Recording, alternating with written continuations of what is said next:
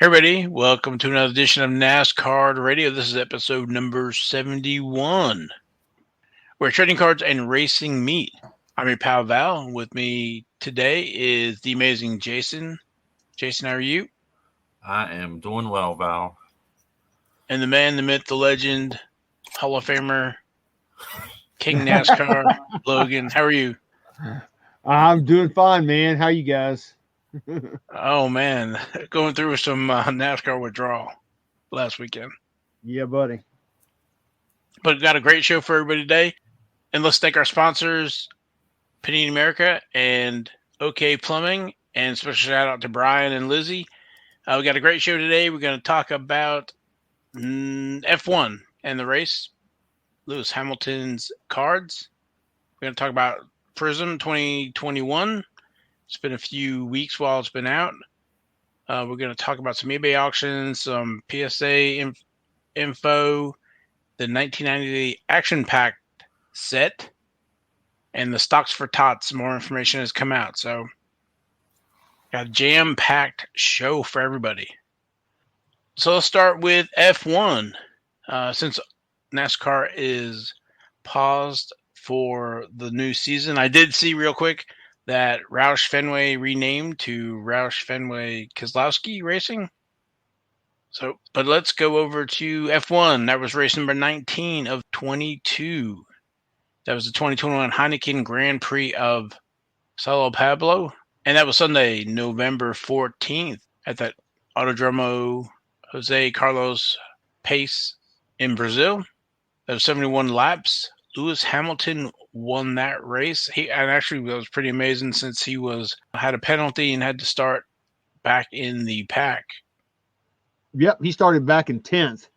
And when I saw where he was starting, I thought, well, he's not going to win, because I had heard a statistic that the furthest somebody had started back at that race circuit was, and to win, was 8. Yeah, it was pretty amazing to watch that. He was slowly but surely catching Max Verstappen, and it looked like they had no answer to that. No, they really didn't. There's been some squabbling, I think, about the engine that Mercedes is using right now, and there may be, some kind of what is the word? Some kind of anyway. There's a lot of discussion about the engine that they're using. Sorry. No, yeah, but I don't know if we've talked about Lewis Hamilton and his cards. He has quite a bit of cards in 2020, 532. We're not going to talk about them all, but I did take a quick look at his cards, and going by the trading card database, they list a few pre-2020 cards, like the 2006 Futura Grand Prix and the 2009 Sports Illustrated for Kids and the 2009 Top Trumps Tournament Sporting Heroes and 2015 Sports Illustrated for Kids. But I was going to focus or talk about the other 2020 Topps F1 cards. If you're priced out of the Chrome and the Sapphire and the other offerings, but don't forget that there are 2020 Topps F1 official stickers, and he has about 10 cards in there, from cards 3, 4, 5, 6, 7, 8, 9, 10, 11, and 12, and 120. So if you're a sticker person, if you're like soccer, and I don't know what the print run for those were, but they seem to be not in a massive amount of supply. So if you're into the 2020 Topps now, he has 4 of the 2020 Topps Now cards. Card number 3 with a print run of 1915. Card number 6 with a print run of 3,982. Number 9, 3,184. And then 13 as well, 5,266. Not a ton of cards there. Of course, when you compare it to the like Panini Instant NASCAR stuff, it's it is a ton, but it seems like, F1 being global, that's probably a small print run. So, and then there's the Turbo Attacks Formula One cards. Those are that card game, and there's quite a bit of cards in that set. Looks like Lewis Hamilton's got about 15 in there, and then there's a limited edition and XL. But Logan, I don't know if you've seen any of these or Jason, but the Topps Dynasty Formula One, those are all autographed. There's glove and patches, and of course there's different versions with the regular gold and red, numbered to 5 or 1. The regular one's serial number to 10, and there's the autographed suit flag patches, serial number to 4 and 1. All this is super limited, but yeah, I'm looking at some of these numbers. I mean, serial number to 10, to 5, to 1. My gosh, I can only imagine what some of those cars are going for. Yeah, so I guess that's equivalent to the National Treasures, that high end. So hopefully Topps will be putting out another Dynasty series in 2021. You know, it looks like he's almost, I wouldn't say destined for an 8th title. When you look at the standings, Max Verstappen is 14 points ahead of Lewis Hamilton. And then third place is 130. So it's going to be between Max and Lewis there for the championship with only a few races to go, with 3. Yeah, I think it's going to go down to the final race. That's I've been saying that all along. I think it's whoever wins that race is probably going to win the championship. Yeah, very exciting. You know, nobody's run away with it. So it's going to make it exciting. And that next race, number 20, is at the Qatar Grand Prix. And the Qatar Grand Prix, I didn't realize that as I was pulling up for the notes for this, it's planned for this year, and they're not gonna have it next year, but then they're building a new all-purpose circuit for to be available in 2023, and then they're going to be the next 10 years on the circuit. Yeah, it looks like also that race is set to be the 4th full night race on Formula One, on the Formula One calendar. So that's going to be cool, having night races for Formula One. Yeah, I saw that. That kind of piqued my interest, so I'm gonna have to check that out. Definitely. Yeah, it makes you wonder if these cars are going to have headlights. I doubt it. It'll be like NASCAR. But yeah, so Singapore, Bahrain, and Sarkeen are the other 3 that were night races. It's going to be 57 laps, and that is going to be November 21st at, I thought I saw it was 9 a.m. Well, for us, it probably will be. Yeah. So I thought it was pretty cool that, they're building a new track, and that'll be on the circuit for, they were signed a 10-year deal. So starting in 2023. Yeah. And I'm also surprised, or I don't know if I'm surprised, but it just amazes me how late into the year the Formula One season goes. I mean, I thought NASCAR went late into the season, but these guys are really, they're going into December. Yeah. I was looking back at 2016, 2017, and I noticed that the anniversary is coming up of Martin Truex Jr. winning in 2017 because of the Panini Instant card. So NASCAR has gotten a little bit, but again, we got 3 races to go.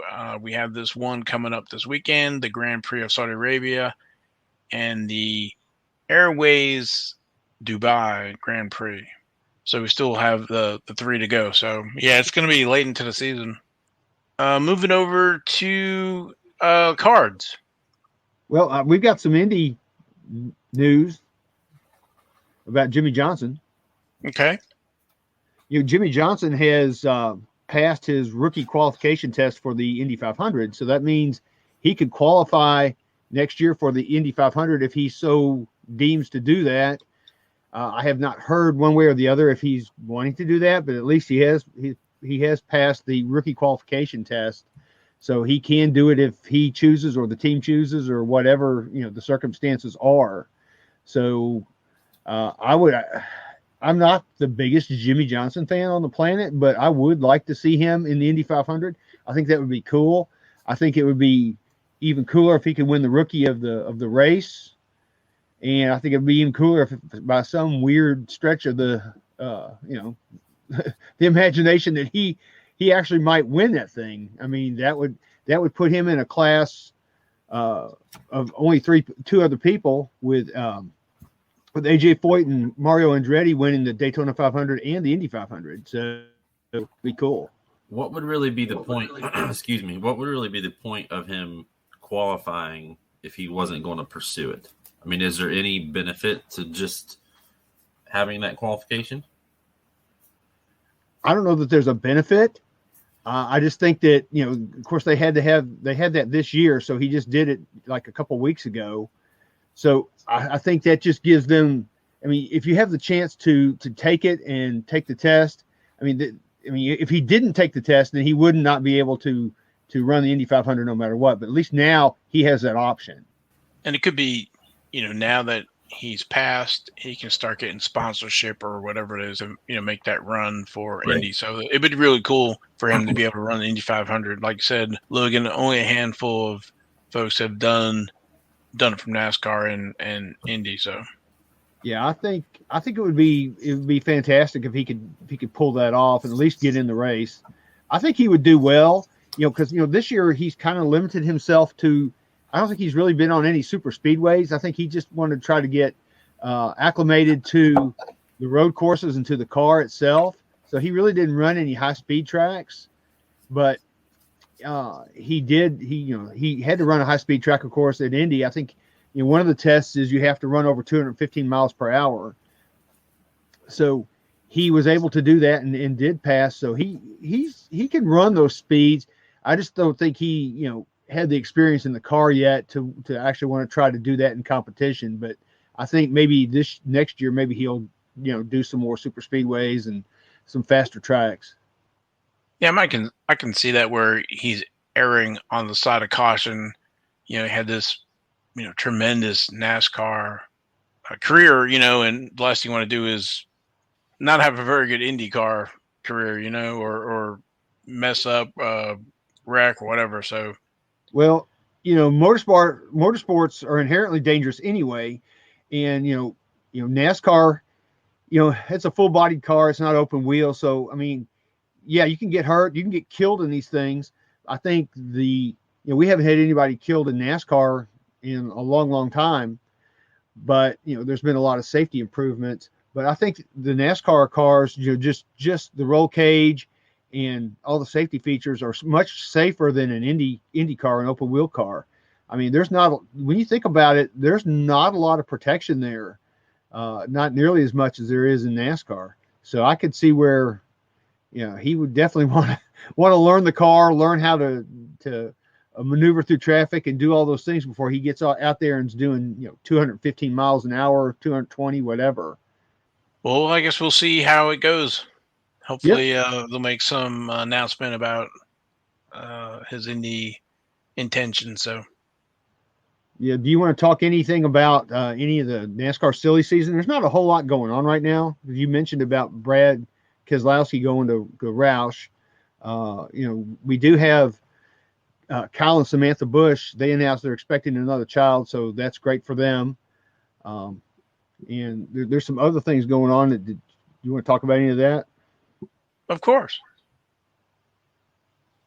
Right, like there's Noah Gragson. He's going to attempt to qualify for the Daytona 500 with Beard Motorsports, running possibly the number 62 Camaro. So that's pretty cool. I'd like to see that. I'd like to see him get in that. That'd be awesome. And they're also testing the next gen car in your backyard, Val, in Charlotte right now. That's awesome. It is awesome. You have to try to go out there one day. Definitely. But anyway, they were talking, I think it came out today, that they're going to chop an inch off the rear spoiler of that car. And of course they're expecting that to, less downforce, more horsepower. So they're expecting that to add more horsepower to the car. So I don't know what exactly they have found that spoiler is or is not doing. I guess it's slowing down the car, but they are going to chop it off. So I thought that was interesting. So yeah, that's just some of the things that are going on. There's really not a whole lot, major going on right now. No earth-shattering news or anything like that. Everybody's gearing up or taking their time off, or the folks in the shop are working for next year. So yeah. Because if you don't have your plan set by now, you're probably not going to have a really good season next year, or even have a chance at a good season, because you've got to have all your sponsors lined up. You got to be, well, you don't really build cars anymore since NASCAR is furnishing this next gen car, but you got to get your cars ready. You got to, get all the sponsorship stuff lined up, all that kind of stuff, and be ready for the next season. I mean, if you're, like I said, if you're not doing that now, then you're already way behind the 8-ball. Right. Also want to recognize Logan, Mr. PSA Hall of Fame.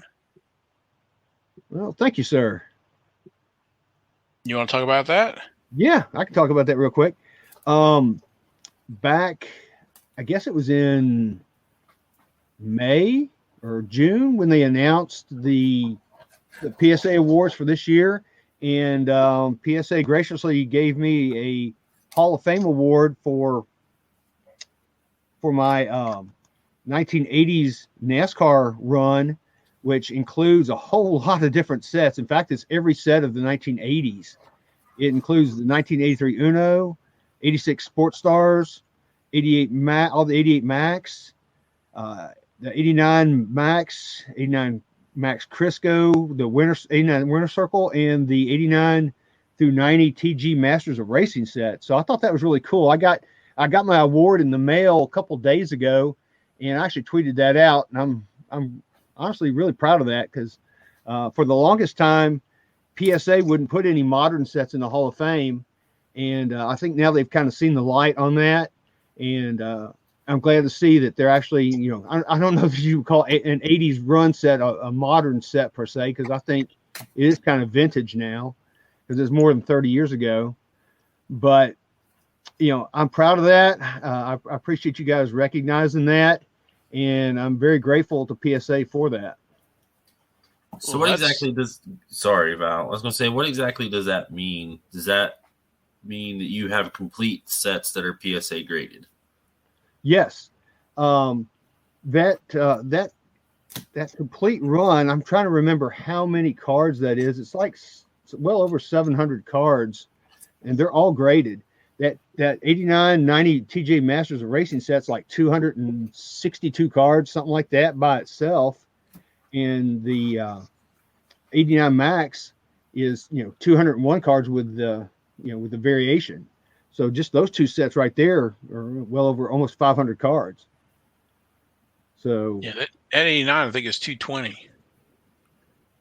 Oh, that's right, 220. You're right. My bad. And then with the variation, but I mean, I was gonna say that's a lot of cards. So you have the 45 card 89 Winter Circle, which is tough. 83 Uno, the 86 Sports Star Photographics, and that TJ Masters of Racing. That's a big set too. So that's pretty impressive. Yeah, and with all the price increases and everything now, I don't know that anybody could go and do this, because I did this when I could get cards done for $4.75 a card, and now, I mean, value, who knows what value is going to be when it comes back to PSA, because they just announced just a few days ago that the regular cards, just the regular grading is going to be like $100 per card. I don't know how, and that came up on Hobby Hotline last night. I don't know how you could call $100 a card regular, but that's what's going to be happening. So I wanted to ask you before we sidetrack off the PSA in general, and you kind of alluded to it saying what the pricing was. So is this stuff that you submitted for the most part, or did you piece it together, a little bit of both? How did you put all these sets together? Oh boy. For the most part, I'm the one that submitted. It's in fact, I just looked at 723 cards is the total cards for that run. No, I mean, I'd say at least 95% of these I submitted. Oh wow! Okay. I mean, looking at them, I mean, I bought the only ones that would be in there that I may not have gotten graded would be a few of the 88 Max. But the rest of them, 89 Max, the TJ Masters of Racing, all that, I submitted every single one of those myself. Yeah, I agree with you. I don't think it would ever be duplicated. Just pricing alone, you could put it together by buying the cards, but it would take you forever. So yeah, I don't think you will ever see it again. That 89 Max set is vicious, and I don't know how many, Logan, you've done of that. I think the majority, is it 3 of the 221 are not 10s? Yeah, there's 3 of them that are not 10s. Yeah, so It's like card number 1, card 4, and card 104. Go figure.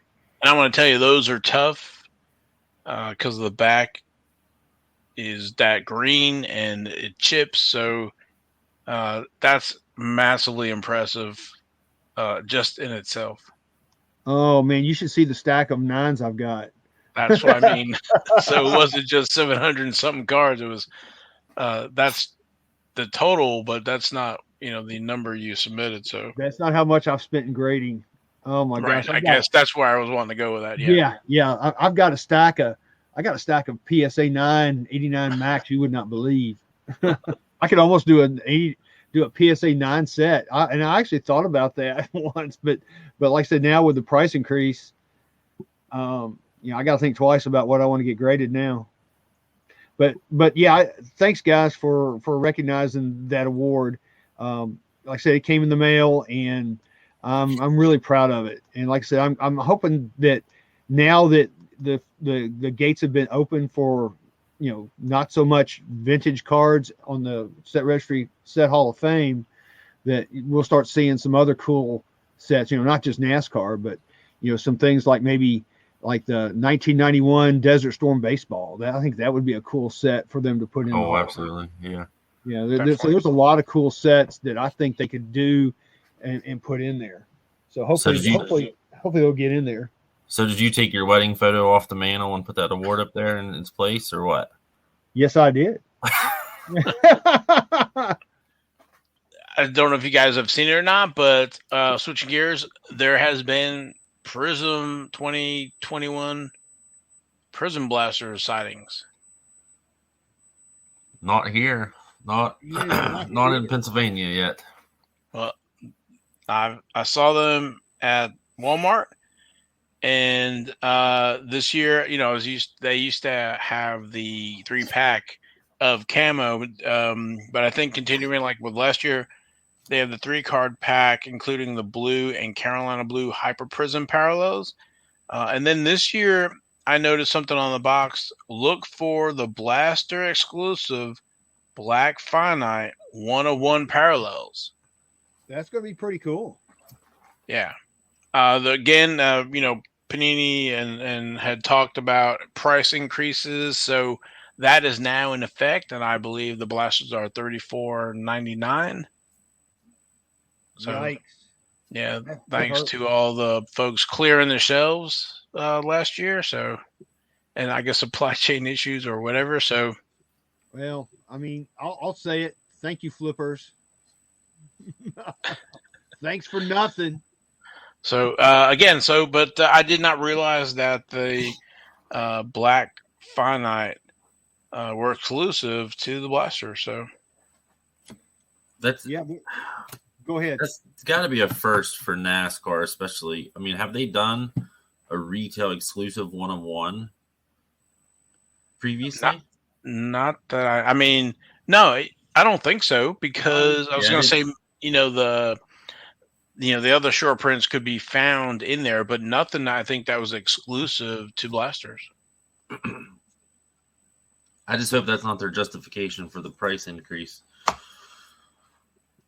Well, like I said, I know earlier in the year they talked about increasing the prices, but it was when I think right before Target and the rest of them stopped carrying them, and they were going with the price increase. So, but again, that's across the board, totally different subject, totally different company, whatever. But the 582 Montgomery Club renewals came out, and that was something, I think it was like $150 last year, and it was $300 for renewal this year.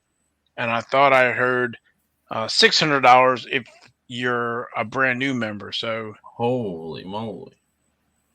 No, thank you. So it seems like, the prices are going up across the board. So Yeah, I mean, everything's going up. and then Logan, so how, you were going to report back from last week about the collation, and I think you were going to try to sort into some sets.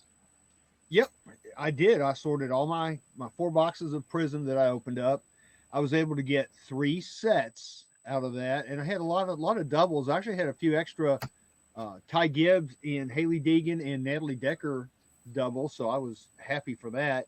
And when I say I completed these sets, this does include the 10 cards that are the variations as well. So I've got the base set with the variations, and I was able to make 3 sets. So I think that's really good. That's a whole heck of a lot better than Chronicles was earlier in the year.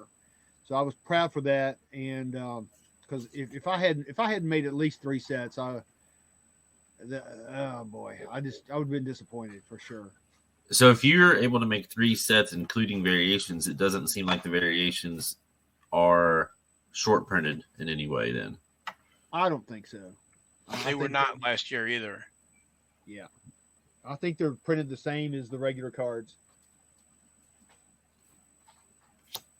Just looking at what I got, I was looking through, and I did a few statistics on these. I mean, I'll run through them really quick. As far as getting Prism cards out of the 4 boxes, I was able to get 22 Prism cards. I thought I'd get more than that, but that's all that I got was 22. So I think they said there was supposed to be like 6 per box, so that I didn't quite get 6 per box. I noticed that on some of the inserts are pretty tough, like the stained glass. I only got 1 of those out of 4 boxes. And I only got 1 of the Liberty inserts and 1 of the Spotlight inserts out of 4 boxes. So apparently those are really, really tough. Also, the Team USA with the flag in the background, I got 2. So it looks like it's almost every other box. So I thought that was pretty interesting.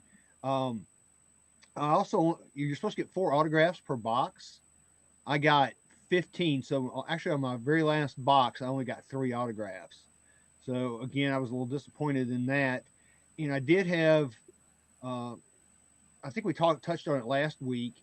I did have a little bit of, I don't know what you want to call it, residue or something on the cards that was, it wasn't grease, but it was just kind of sticky something. I couldn't tell you what it was unless, I was able to do some kind of chemical analysis or something like that. But I did have 21 cards that I'm going to have to send back to Panini that have this substance on them that were sticking together. And so that really, it was really kind of, it was just weird. I've never seen anything like that in cards before. I don't know if they add something in there to keep the pages, the card sheets from sticking or something, but whatever this stuff is, it really makes the cards feel funky. And when I was sorting through them, I could tell as soon as I hit one that, yeah, there's one right there. It had that little sticky, slimy, whatever you want to call it on there. So I did have that.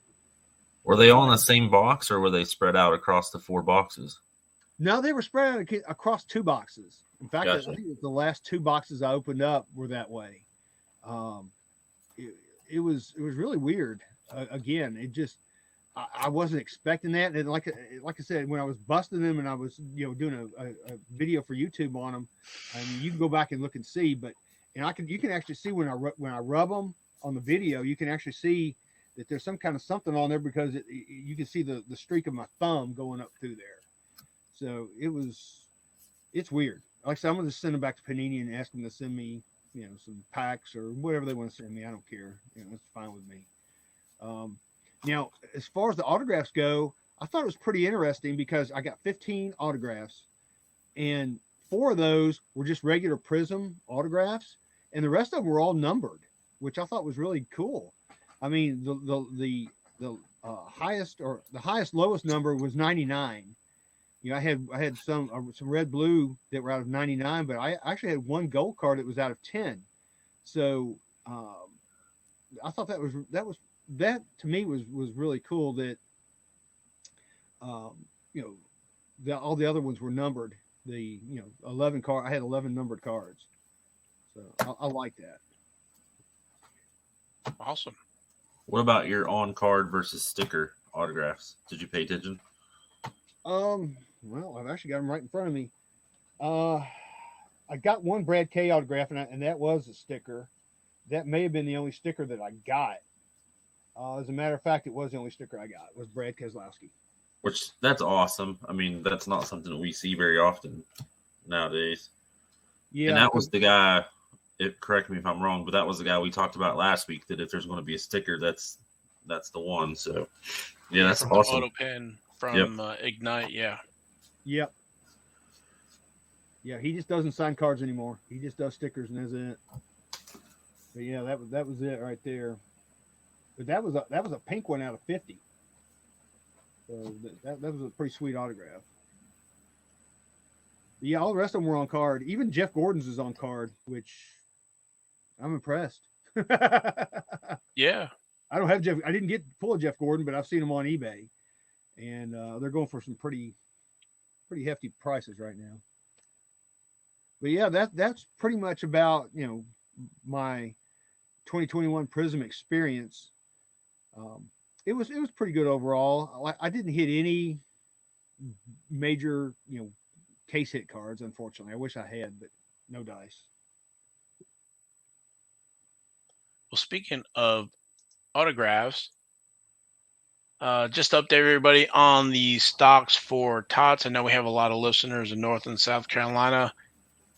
For those who don't remember the stocks for TOTS, their mission is Stocks for Tots was established in 1989 and is committed to raising funds and awareness for child abuse prevention and parenting.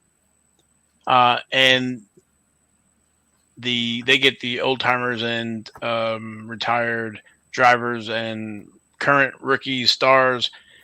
They all come and sign. This year it's going to be at the Charles Mack Citizen Center, and that's in Mooresville, North Carolina. That's 215 North Main Street. And that's December 7th from 6:30 to 8:30 p.m. You can contact the North Carolina Auto Racing Hall of Fame. That's different than the NASCAR Hall of Fame, but it's $20 cash donation at the door, and they have advanced credit card tickets, and then they have 50 $100 VIP tickets available. It includes a VIP reception and first in line priority. And they released the list of drivers. You have Hall of Famers like Bobby Labonte, Bobby Allison. I think I saw Waddell Wilson. Yeah, Evernham's in there. Evernham, yes. And then Donnie Allison will be there. Todd Bodine, Dave Gillen, Todd Gillen, Shauna Robinson, Dave Marcus, Marilyn Green, Renee Perks, Austin Cindric, Doug Herbert, Jeff Burton, Ralph Shaheen, Bill Blair, Jerry Cook, Hall of Famer, Waddell Wilson, Will Cronkite, Winston Kelly, Joe Nemechek, Ron Hornaday, Hall of Famer, Humpy Wheeler, Mike Joy, Jeff Fuller, Greg Irwin, Kevin LePage, Phil Parsons, Stephen Parsons, Harrison Burton, Kyle Lockrow, Doug Foley, Tex Powell, Cole Custer, Matt Biandetto, Bobby Dotter, Greg Alding, Zane Smith, and Joey Geis so far. So those are scheduled to attend. You can contact the North Carolina Auto Racing Hall of Fame for more information, or Stock for Tots on Facebook. I've been a few times, and you can get quite a few autographs. So, and of course, it's for a great cause. You know, you talked to us a couple of weeks ago about this, and not only was I impressed with the quality of the names, but the quantity. For $20, I mean, if you get everybody there, you're not even paying $1 an autograph, and I thought that was pretty awesome. Yeah, if you start at the line basically, and it's one session. They've done multiple sessions in the past, but I think there's a little video on the Facebook page.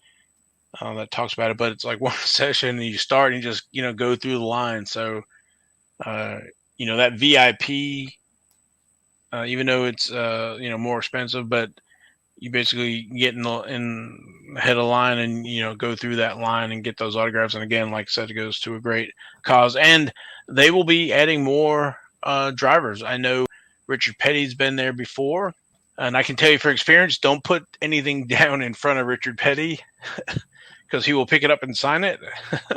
I had two autograph books, and I had put one down because I was pulling the other card out of the other book, and he picked it up and signed it automatically. So he's fantastic, of course. And again, Bobby Allison's going to be there. I think Dale Earnhardt Jr. Went 1 year as well. So they'll be adding more drivers, and the Facebook page is the best way to find out that information. So again, I wanted to relay that information since we have so many listeners from North and South Carolina. Yeah, December 7th. Man, I'd love to try to get out there for that. I just don't know if I'll be able to make that. What day is December 7th? That is a Tuesday. Yeah, I wish it was a different day of the week. Yeah. I believe it's a Tuesday, they said. It is. I just looked. Oh boy. Yeah. I mean, if it was on the weekend, I might be able to try to make it, but I don't think there's any way I can get out of work to get there on the 7th. Oh boy. Oh well, it's still cool though. Great for everybody that lives around there.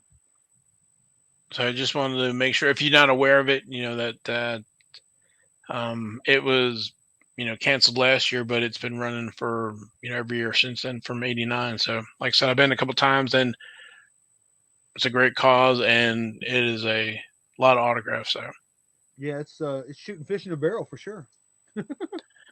Yeah, definitely. I know 1 year John Hunter Nemechek was there. I'm sorry.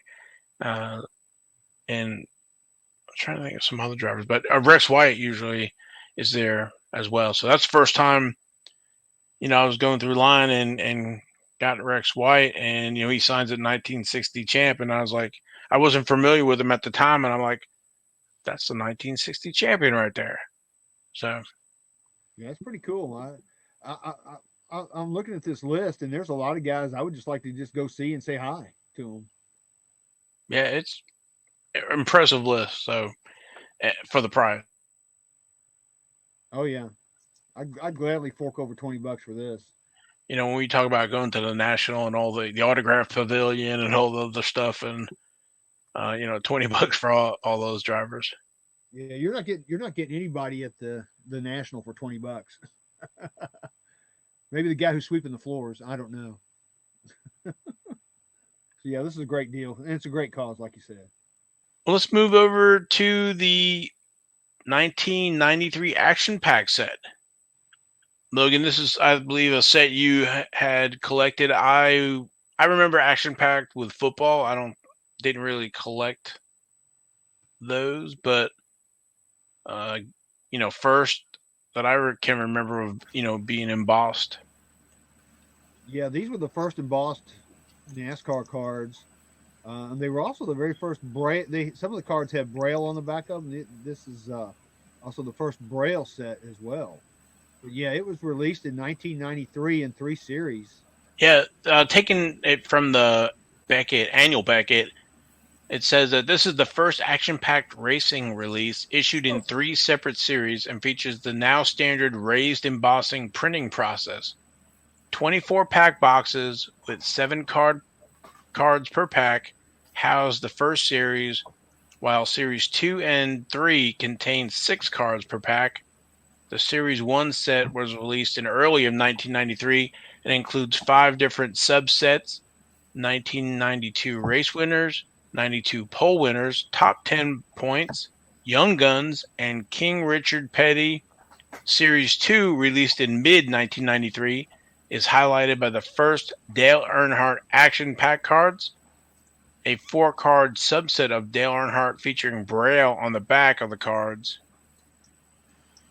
The Series 2 includes 6 different subsets: Daytona 93, cards 90 to 95, back in black 120 to 123, back in black Braille, 124 to 127. The Allisons, 140 to 149. Young Guns, 150 to 156. And Brothers, 161 to 164. Fall 1993 saw the release of Series 3 featuring Rusty Wallace and Race Week in Charlotte subsets, along with 6-card memorial insert sets of Davey Allison and Alan Quickie. 24-karat gold insert cards were also distributed throughout packs in all 3 series. Yeah, they had they claim there was 72 gold cards, but there's actually 73. There's a Rusty Wallace that's number 73 that apparently was never issued in packs, but somehow got out the back door somehow and made it into the collecting community. I've got one of those, but I thought something that was strange was the distribution of the gold cards per series. They had 17, the first 17 gold cards in Series 1. Then in Series 2, they had 21 gold cards. And then in Series 3, they had 34 gold cards. So it looks to me like you buy a box of 1993 Series 3 Action Pack racing cards now, you got a good chance of getting some gold cards out of there, because that's twice as many that were in Series 1. Yeah. And they are distinguishable from the regular issue cards by the G suffix on the card numbers, as well as the 24-karat gold logo on the card fronts.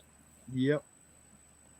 Yeah, I'm working on a set of those for the PSA set registry. I only got like maybe 9 or 10 so far. I haven't really worked hard on it.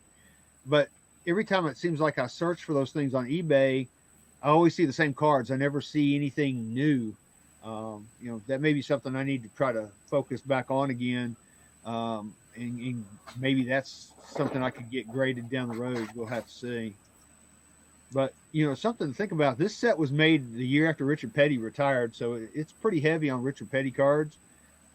They also had some prototype cards, too, that they issued. And I remember going to my local hobby shops at the time, begging them, please give me those cards. I want them so badly. But they had I think there was 5 cards. They had an Alan Kowicki, Bobby Allison, Dale Earnhardt, Dale Jarrett, and Jeff Gordon prototype cards. So that was pretty cool to get those back in the day. I think I've got all those cards. I have to go double check, but I think I do have all those cards right now. Yeah, I forgot about, we lost Davey Allison and Alan Quickie there in that time span. Yeah. I remember those were some pretty dark days. I remember that. Yeah, they had those commemorative sets of 6 cards each for them in Series 3. And they're like I said, they're nice cards. Some of my favorite cards in there, and I guess probably one of my favorite cards is card number 42 with Kyle Petty. He's on like an old school, one of those really big cell phones talking. It's just a funny looking card. I've always liked that card for some weird reason. Modern technology back then. It was back in 1993. That was modern technology, where you had this huge honking cell phone. You could talk to like people. A brick. It was like a brick. And they also had, I think you touched on it a while ago, they had those Young Guns cards of Jeff Gordon and Bobby Labonte and Kenny Wallace. And they had them dressed up as, in Western garb. They had the hats and the chaps and the whole 9 yards. And I guess they thought that was cool back in the day. But what do you say about that, Val?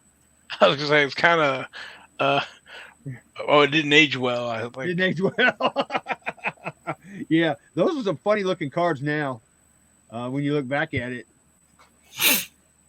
But, they're trying different things. So, again, going after that Young Guns. I guess it's not Young Guns. The 2000 Maximum with the Young Lions. But, yeah, the Young Guns, I think Press Pass used that in 2004, 2005. I remember.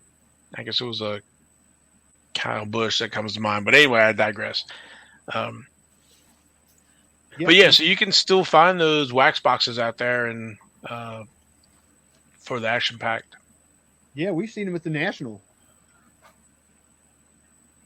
Yeah, I'll say they're not too expensive, or I guess I haven't looked at it since all this craziness, but $20-$30. There's no, I don't think there are any real rookies to chase, or not like like Kyle Busch or Martin Truex or some of those guys in the mid 2000s in that 93. No, there's nothing really special in there unless you want to try to chase the gold cards, which like I said, those things were pretty neat back in the day. I remember buying those, and everybody was trying to get those gold cards. That was the big chase.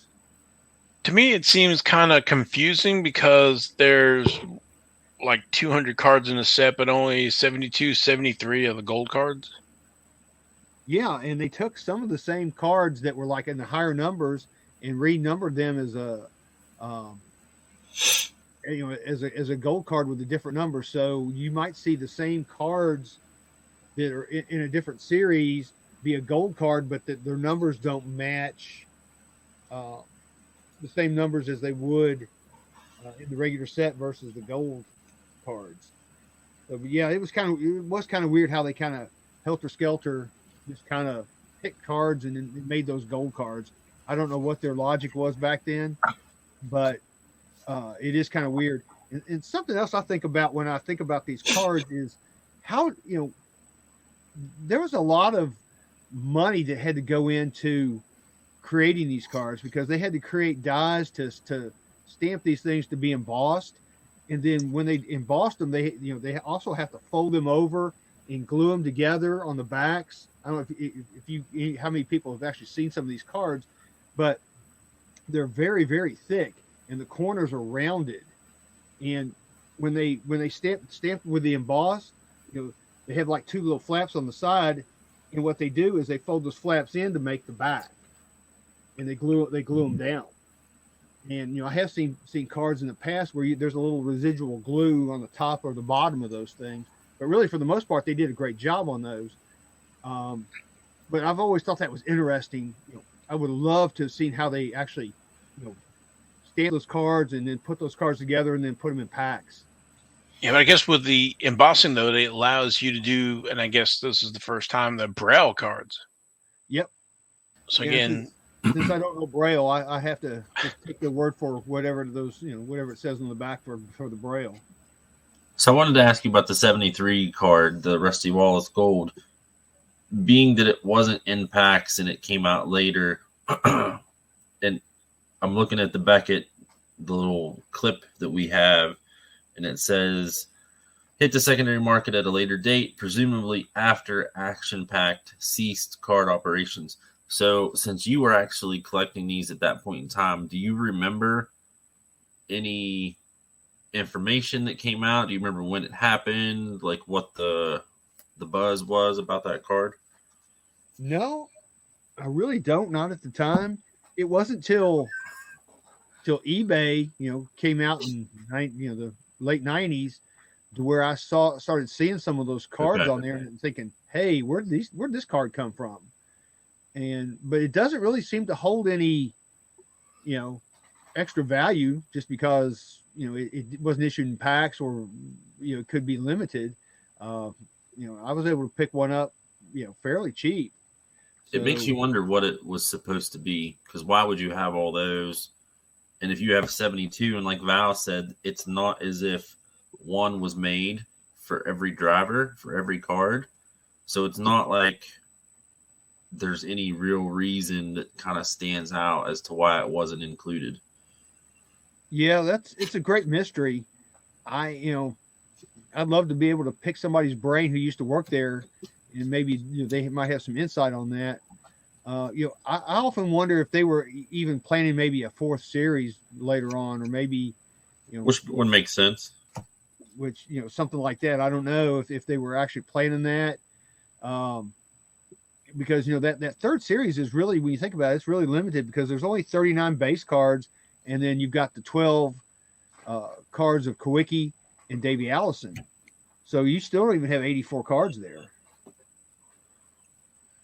Yeah, I was going to say for the price, it could be that people don't know that it's more of a short print or a special circumstance than the others, They may not. Maybe they just see it and think it's just a regular card, and maybe people just haven't. They just don't know the full story, so they don't even think about it.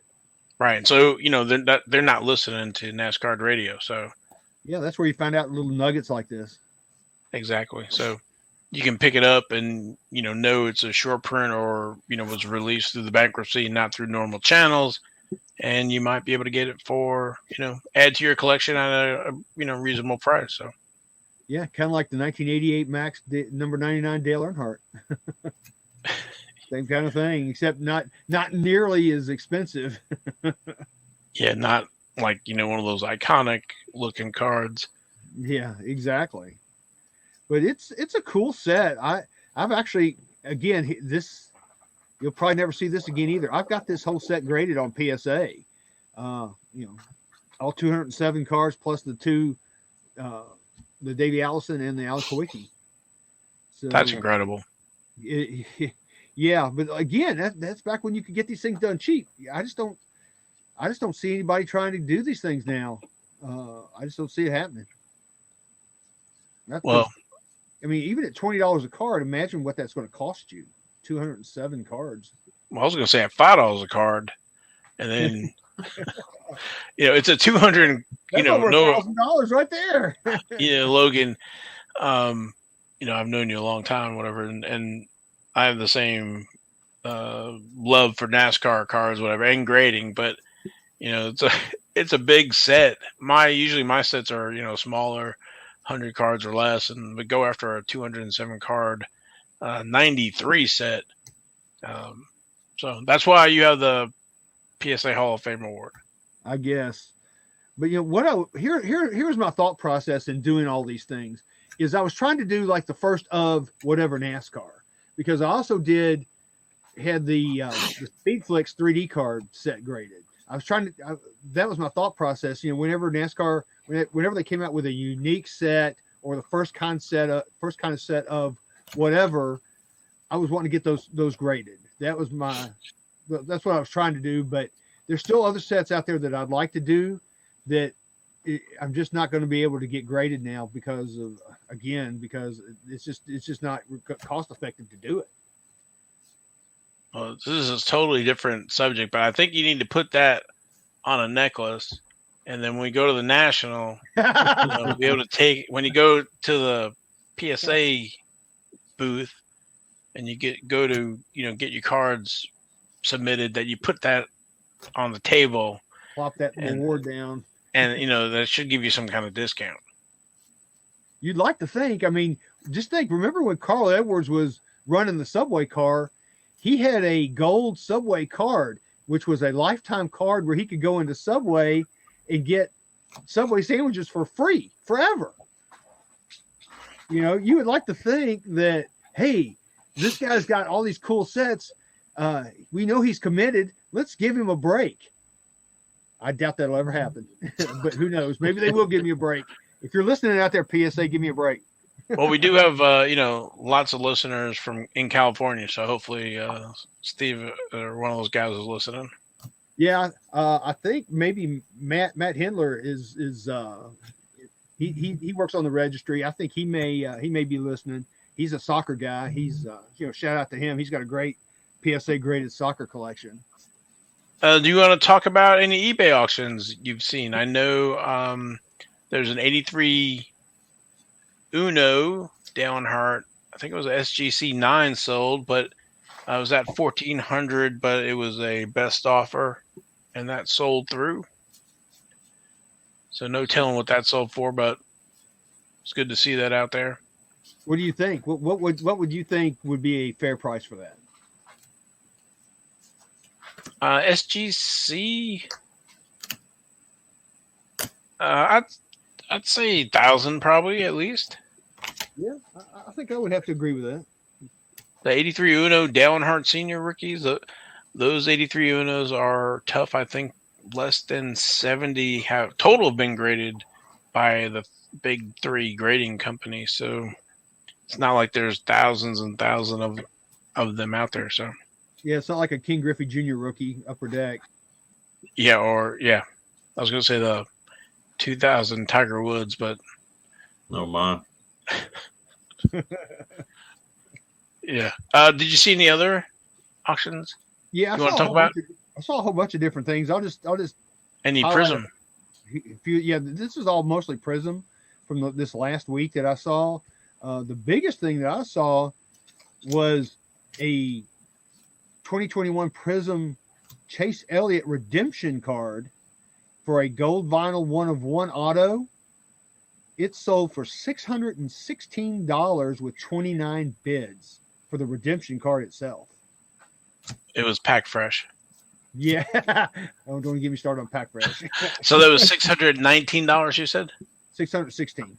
616. 29 bids. So, I mean, given the way things are so far behind these days, gosh, that's a lot of money to pay for a redemption. Yeah, but it's still that thing of it's promised to that person. So it's not promised to anybody else now, no matter if it's 6 months or 6 years. Yeah, we'll see. I'd love to see whoever gets that, but that was a hefty price. I don't know if that was worth it or not, but it is a Chase Elliott. It is a 1/1, and it is an auto. So, that is a pretty cool card. Some of the other things that I saw, somebody had a half case box break of 6 boxes that they were doing. And then, of course, they were, doing different, auctioning off different drivers.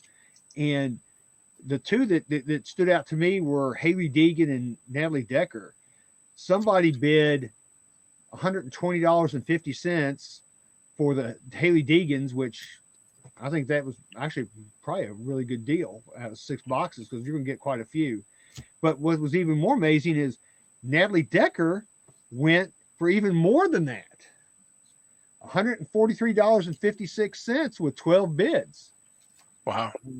So it's like Natalie is moving up in the NASCAR world. So good for her. Strong Natalie Decker collectors out there. Yeah. So, I think both of those people actually got pretty good deals. Who knows that you may hit an auto in there. And that's something else I noticed was there was a lot of Haley Deegan and Natalie Decker autos out there that are going for some pretty good prices. I don't think I really have too many of those in here, but it's a pretty strong market right now. Some of the other things I noticed out there was there was one of those lava flow cards of Haley Deegan, and it went for $250. Buy it now. Wow. So and then there was another one like right before that went for $300. Buy it now. So those lava cards are commanding some pretty good prices right now. And something else that I saw too was and going back to Natalie Decker. She's in a color blast. There's only 5 color blasts. And she's in a color blast, and that card sold on the 15th of November for $455 with 34 bids. Wow. There's only been like 3 color blast cards on eBay in the last week. That was going to be my next question. What did the second one sell for? Because you know how that stuff goes. The first week it's high, and then the second week it goes a little bit lower. But yep, that's why I always wait. I just kind of wait it out. But those color blasts must be really super rare. I mean, like I said, I've only seen 3 in this last week. And one of them was Richard Petty, which sold on the 14th for $189.99. Buy it now. So somebody went click and bought that one. Yeah, I'd like to know. I don't know if you get 1 lava flow or 1 color blast per case, or if it's every other case. Or I would have to say that the lava flows are probably 3 or 4 to 1, I bet, on those, judging from what I've seen out there on eBay. So I think the color blast by far are much rarer cards. have you seen what is active right now for the color blast cards? I have not. There is a Dale Jr. It's $415 with just under 24 hours to go. And that's an auction, or that's not a buy now? No, that's an auction. 27 bids. Yep. Take that, Lewis Hamilton. That's nice. That's impressive. That is impressive. Well, I guess I don't know. People are, either collecting the Dale Earnhardt Jr. or if they're trying to complete the set. Yeah, I mean, that would be a heck of a set to go after, and you're going to pay for it. Well, that's a set. Well, in my wheelhouse, that's a set I would go and get, graded and put that on a PSA set registry. Absolutely. Yeah, because that's, going back, touching on grading for just a minute now, my collecting focus is probably going to change from all these really big sets to, like you said, these little small sets like 5 cards, 4 cards, however many cards that are tough, that are super short print cards, and get those graded. Because I just can't see people, doing modern sets anymore. It sounds like you can't see yourself without graded cards. I love graded cards. So like I'm working on the watercolors from the Dunruss set, but there's no way I'd do a Dunruss set or a modern Prism set, whatever. But the insert set might be different, or the stained glass or something like that. But anyway, exactly. I digress. Any other auctions? Yeah, a couple more things that I saw were there was a zebra card of Tyler Reddick, of all people, and it went for $58 with 12 bids. I thought that was pretty strong for that card.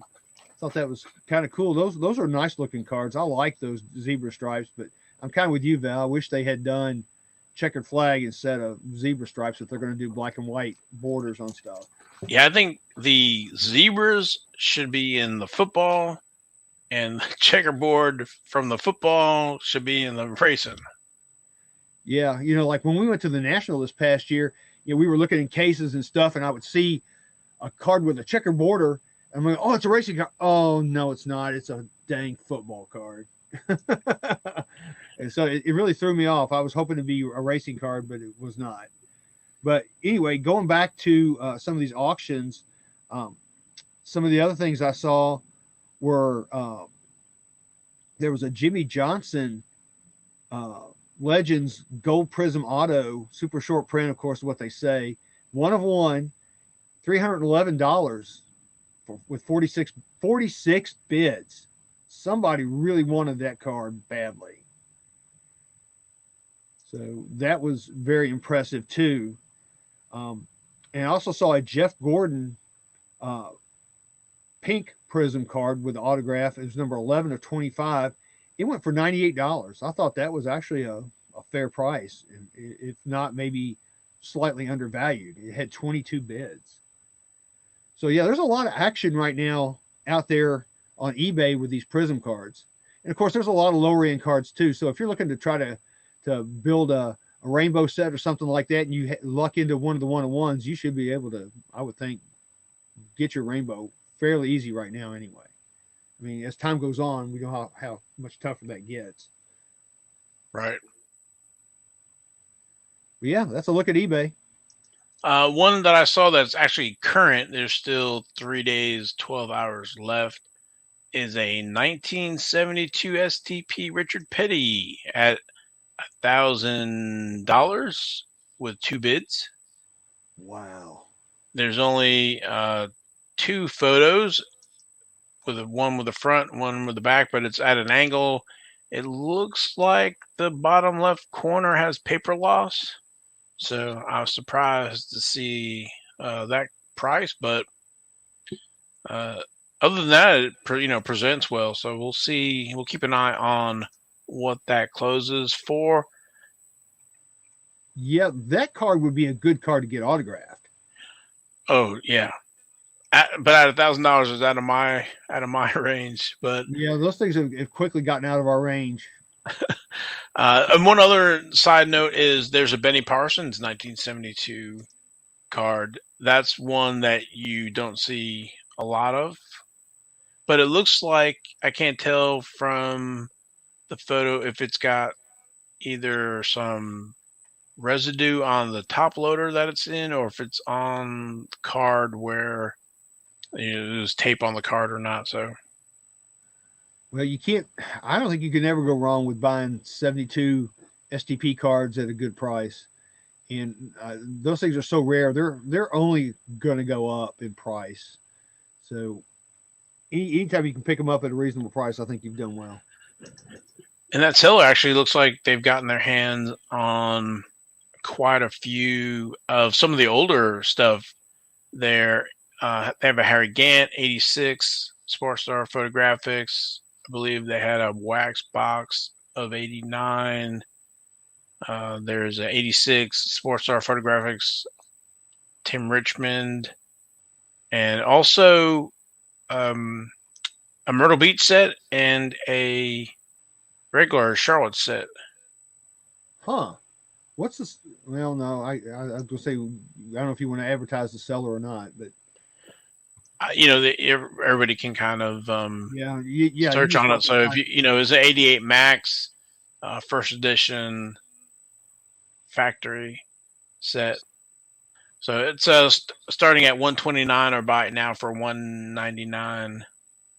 And I think they were the ones, if I look at the sold, that had the 86 Earnhardt. Yes. So that was November 16th. It was one bid, and it was $400 with $10 for shipping. And this was the 86 Sports Star Photographics Dale Earnhardt, the short print. What did it look like? Was it well centered? Yes, very well centered. It's in a top loader. It looks like barely fits in a top loader, but I would never try to chunk those things in a top loader. They're just too big. And it does not have the address on the back. It just is the Sports Star Photographics emblem on the back with no logo, with no address. But yeah, so that was one bid at $399.99. Wow, that's impressive. Yep. Again, a lot of good cards out there. That's one thing the pandemic has done for us is it has brought out a lot of the tougher, older, rarer racing cards. We've seen a lot of them come out of the woodwork, especially the STP. I think I've seen more 72 STP cards this past year and a half than I've seen in the last probably 10 years combined. Well, with prices like that for those Richard Petty's, it's no wonder. But, they're changing hands and, going away. Mm-hmm. So, and again,